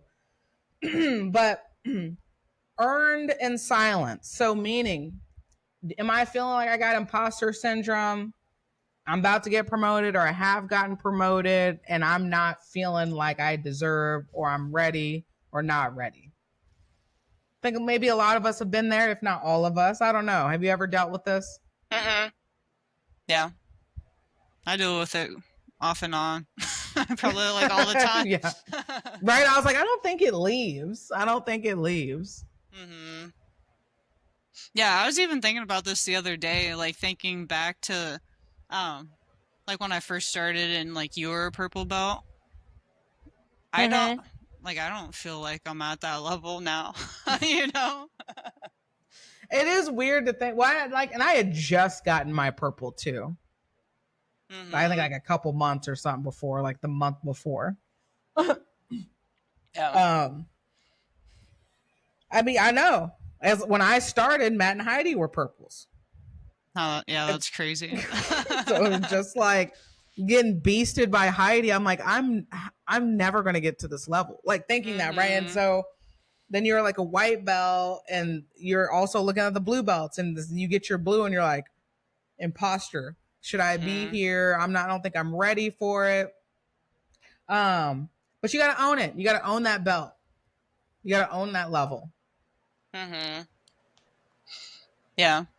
Yeah, I think when I got blue, I felt pretty good about it until my first tournament at IBJJF, or the Jiu-Jitsu Con blue belt match, or my tournaments. I got second, but just getting beat by technique really like humbled me.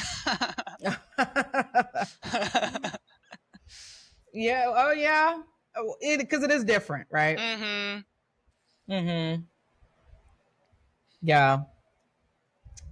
I mean, it keeps going. It gets. Oh yeah. Yes. Yeah, I'm sure. I know after I'm having my first purple belt tournament next month, and I know afterwards I'm going to be like, oh, I got to get better. And that's the fun. And yeah, I just don't think it ever. And like Michaela and I have talked about in the past, and we said earlier, everybody's at their own different journey, and there's ages are going to be different, right? So we're going to assess ages differently, or your coaches or mentors, whoever who's promoting you, whether you do competitions or you're a hobbyist, because there is a difference of like, they don't want to just put you in the gunfire if you're like a competitive individual, and it's like, okay, and like promote you too soon or whatever. But also, it's not about the wins. And I really want to be clear on, even let's say you're not competitive with other people, and you're not competitive with the other purple belts. I'm not competitive with the other brown belts at like a particular level. It doesn't mean that you're not deserving. And I put that in quotes, like you're not deserving of said belt. It's not about the wins. It's not necessarily about, oh, I should be able, no, that's not what it is. And it just continues to affirm and assess where you're at within the system of stuff. Yeah. I love competing, and then like I don't love losing, but I love the fact after I lose, because it makes me really more. It changes my focus, and it makes me get a lot better knowing like, oh, somebody can smash me. I got to work on this, this, and this. Oh yeah. And you feel those differences, right? It is fun to feel those. It's not fun, like you said, it's not fun to lose, but you feel those technical differences. Like I felt the difference at every level. But I think the biggest difference, I think Nikki also said this, like the biggest difference that I have noticed has been from purple to brown. It's just like, it's a noticeable, and Carl said the same. It's just a noticeable jump. And I wouldn't even say rabid animal. Like, yeah, I didn't feel, that wasn't an outmatch kind of thing to me. It was just like, damn, she put me in a bad position. And at that point, it's just hard to get out of something like that. Like, regardless. But what I did feel that technique difference was when my first competition in nogi, not the first one I went against, but my second match, when she got the rear naked choke on me, but she got promoted to her black belt on the stand. So I mean, like she was ready, but it's like I could feel she felt like Heidi. She felt like Heidi, and like so it was a noticeable thing, right, in competition to feel that. It's something I didn't feel at the belt boy. Like purple belt was definitely another jump up from blue belt. Like there's from white belt to blue belt, like you notice it. And then you notice it a little more from blue belt to purple belt. Yeah. Yeah, I'm excited to see what it feels like at purple. Yeah, you'll do great. Like I said, you'll do just fine. Absolutely. This is going to be, like I said, it'll be a fun belt for you. Yeah, I'd say it's already been fun. Like I'm already seeing the improvements and seeing things change. Like mentally, I can just notice the changes. And I think that's pretty sweet to see and to feel within myself. Like, oh, like things are just clicking differently. That internal growth. That's awesome. I knew it was coming though. Like 4 years. It takes me 4 years with anything to like get a hang of whatever. That makes sense. You know, it's just like the longevity, the repetitiveness, and everything. So yeah, no, I think when I was in Minnesota, so when I was talking about that, you know, shout out to my Minnesota listeners, if any of y'all, like no shade, but I remember that being, that wasn't difficult for me, but I remember being somewhat off put because of the differences of the gym. And I was like seeing people, now I'm still thinking like kind of promoting people a little quickly, which is kind of wild to me, but it's not, well, who am I? I'm not questioning anybody's journey. Like that's not up to me. That's on your coach. But what I would see was coming from the environment where we were at, not saying that like we take a long time to promote people, but I feel like despite what you want to say about IGJJF or whatever, I do like their system of like progression of like you have to be at a belt for a year, 2 years, right here, and like checking in. It's just, again, it adds I think verification, you know, and things, just keeps things a little more structured. But like I was seeing people not even be able to do a forward roll and then getting promoted to blue, and I was like, what the what? And I was just seeing it frequently. Or like people who I know started when I was already 3 years into my journey who are now black belts. And I was like, all right, cool. You see black? Some Moneybergs out there? My book has some Moneyberg. Now they didn't do the 3.5 year plan, but it was definitely five to black, you know. But they weren't training like no Moneyberg either. But my point is, I was feeling a little salty and feeling some type of way because I was just like, oh, like I'm not trying to say you didn't deserve belt, but like, damn, you got promoted pretty quickly, and that might be devastating if you get into like a competition sense. Oh yeah, right. But in fairness, though, too, it's like everybody has their own philosophy, and I'm not questioning whether you deserve or you don't deserve, and you shouldn't be questioning yourself either, whether I deserve or not deserve. But the point of it is, if you received a belt from whoever you got it from, they believe that you deserve said belt, and it's like you grow into it, whether you feel like you're ready or you're going to get ready. And before you're like, oh, once you start feeling comfortable at said belt, as soon as you start feeling comfortable, you're going to jump up to the next one. So don't question whether I'm ready or I'm not ready. I feel like I'm not good enough to be here. Just keep training. Do what you do, despite what everybody else thinks or judgments or whatever. Again, like your coach, your senseis, they have that belief in you, and they're promoting you for a reason. Yeah. I just trust in Matt and Heidi now. Because I used to worry, like, am I getting close? You know, like I must be getting close to purple, like when I was in blue. But I was way off. You know, I just didn't know what I didn't know, and it. Yeah. But like once I got to that point, I was like, oh, they were right. They were right to like, oh wait, like they know what they're doing. Mm-hmm. Trust the process. Mm-hmm. Yeah, you don't have to jump ahead. I don't know why everybody wants to jump ahead. You know, like see how quickly they can run through It's the like the ranks. checkbox, right? Mm-hmm. That's why Jiu-Jitsu is probably one of my favorite. Obviously, if I'm doing it, but it's one of my favorite mixed martial arts, just because of like the longevity of it. Like to truly, like a truly a minimum to be a black belt, taking 8 to 10 years. Mm-hmm. I like that. Yeah. Yeah, I like that too. I just think it's funny when I started, I had no clue. Like I had no idea. Like, oh, I'll pick this up. I mean, you did, but you know, now you're in for the journey. Mm-hmm. Yeah. But you're just a noob when you start. Like you don't realize how much there is to learn. And not just like mentally, but physically, like just the whole, like everything. Like being able to put it together in the moment. Knowing how to grab somebody correctly. Mm-hmm. That's a whole other, right? Like it's just so much. Yeah. Just getting grips.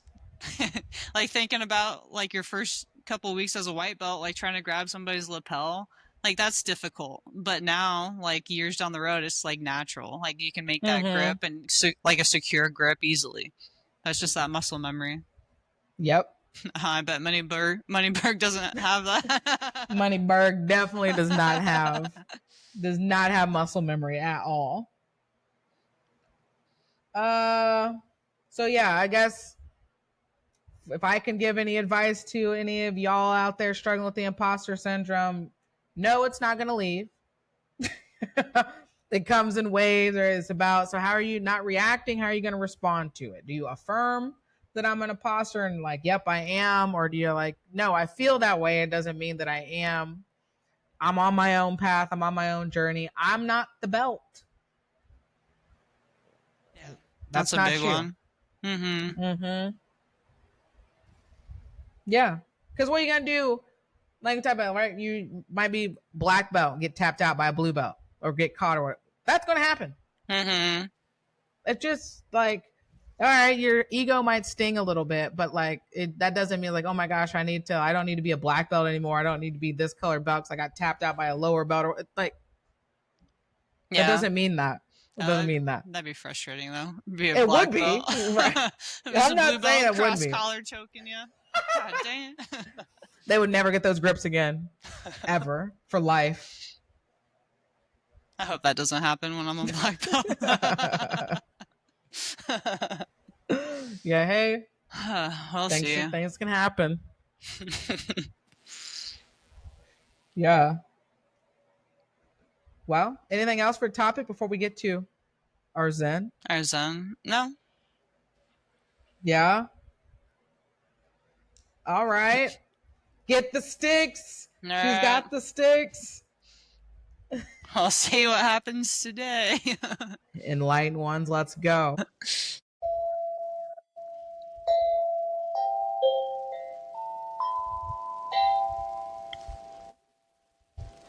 Ooh.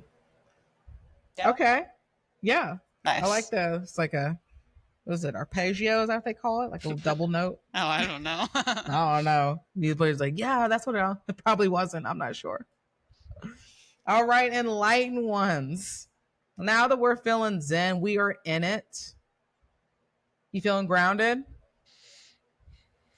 Yep.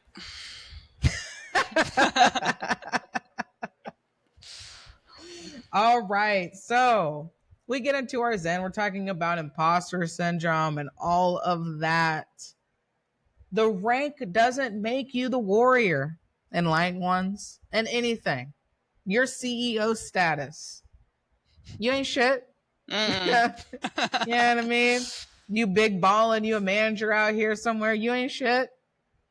You're 3rd degree black belt or whatever out here. You ain't shit.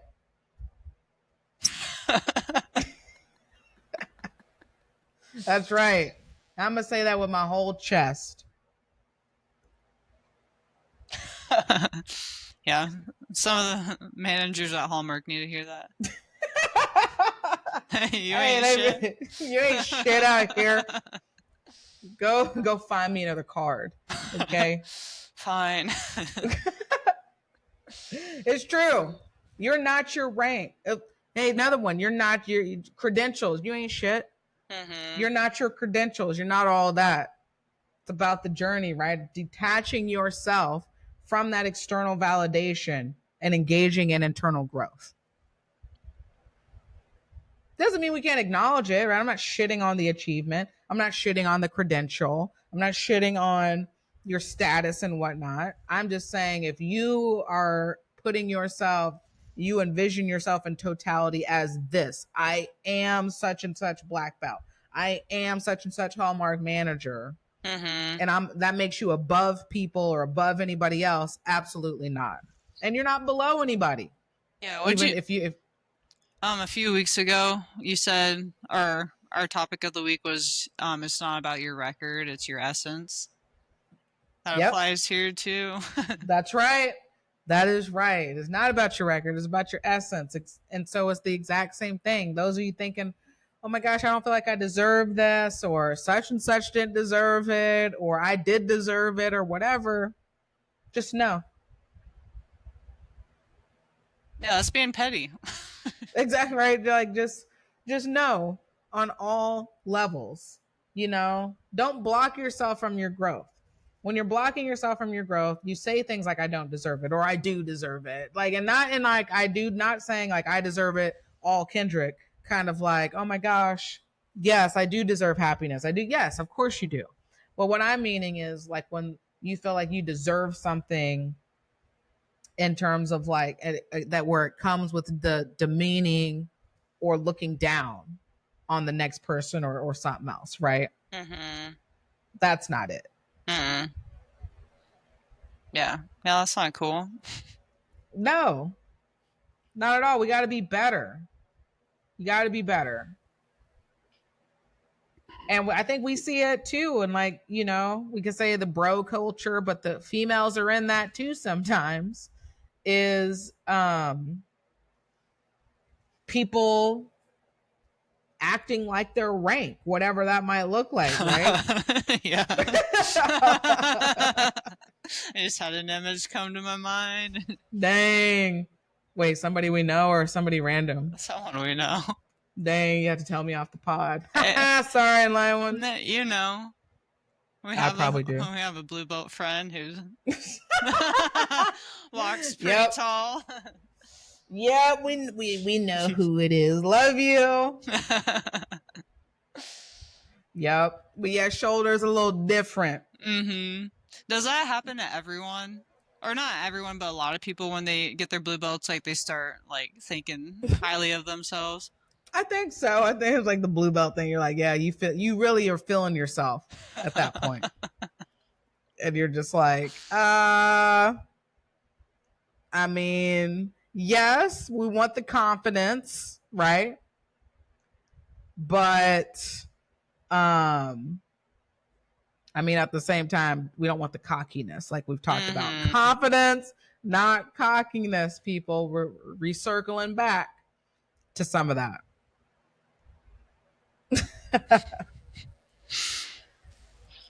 I think it's good. Put your shoulders up and things like that. But again, when you get into that space, I am my rank or I am this, you're going to be stifled. You're going to get yourself stuck. Mm-hmm. Yeah, it's not where we want to be. It's kind of what athletes just do in general. Like, if you're a basketball player for most of your life, that's what you identify as. Yeah. But like you ain't I mean, that's not you. Like right. It's what you do, but that's not you. It's the athletic identity. Right? Mm-hmm. If I'm overly identify as an athlete, and then if I'm forced to retire or unforced retirement, whatever, who am I without this? Mm-hmm. It's like people do that with their job too. Who am I outside of this title? Who are you? I don't know. Who are you? Mm-hmm. Mm-hmm. So I don't know, be you. I'm finding us because I hadn't. I was like, oh no, I didn't get our quote. No. No. All right.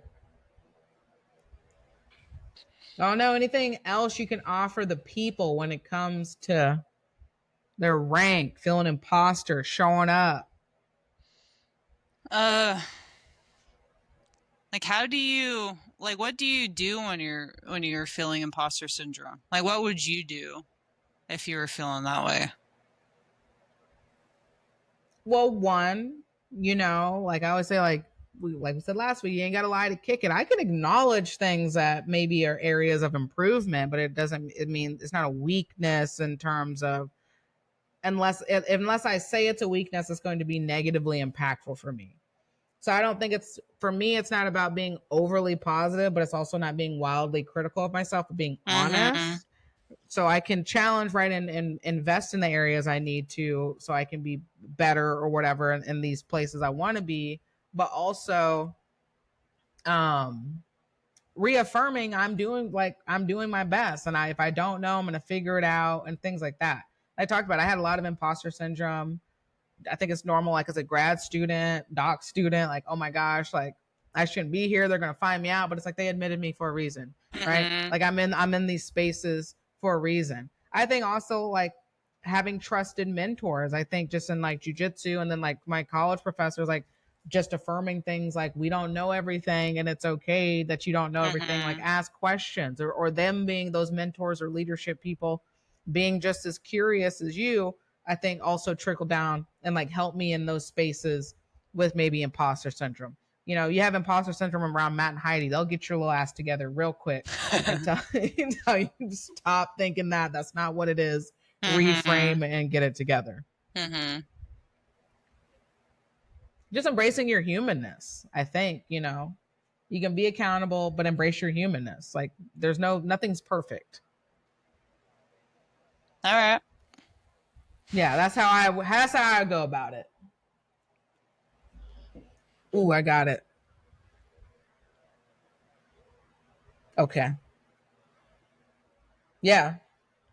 All right. So I got our quote. Anything else? Any lasting words for our enlightened ones? What we want to give them for the week? I don't know. Stay cool. Stay cool out here. Drink your water. Drink your Yeah. electrolytes.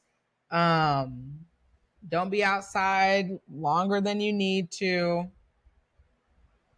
Yeah. Take care of yourselves. Wear your sunscreen. Don't just be out here just tanning, just baking, Mm-hmm. baking to bake. Protect your skin. Yeah. All right. Well, with that said, here's our quote. Sweet and simple. Success isn't measured by money or power or social rank. Success is measured by your discipline and inner peace. Mike Ditka. Nice. Spot on. Boom. I'll read that one more again for y'all. Success isn't measured by money or power or social rank. Success is measured by your discipline and inner peace. Mike Ditka. Yeah. Find it. Find your inner peace.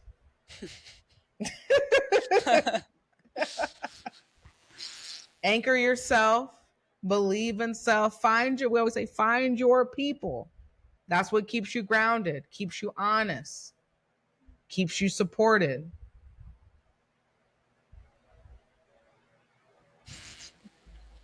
And that's what I got. Yeah. I like it. Yeah. All right. Well, is there anything else to give to the people before we head out? I don't think so. All right. Well, enlightened ones, we appreciate you. We will have a special one for you next week. Oh yeah, our 1 year mark. The 1 year's coming up in light ones, and special shout out again to Nikki, our day one. Not to mention, we love you all too, enlightened ones, but we definitely got to continue giving Nikki our first shout out, who was number one out here. Honestly, it might be between you and Sam, but I think you got number one. Sam is coming in at a close number two as far as like who's our first subscribers. So. Nice. Yes, we'll have the updates. We'll have our 1 year next week. Stay cool out here in these streets. Stay in tune and aware. Pay attention. Follow your intuition. Love on one another. And that's what we got for you today. This is Deja. This is Michaela. Talk to you next time.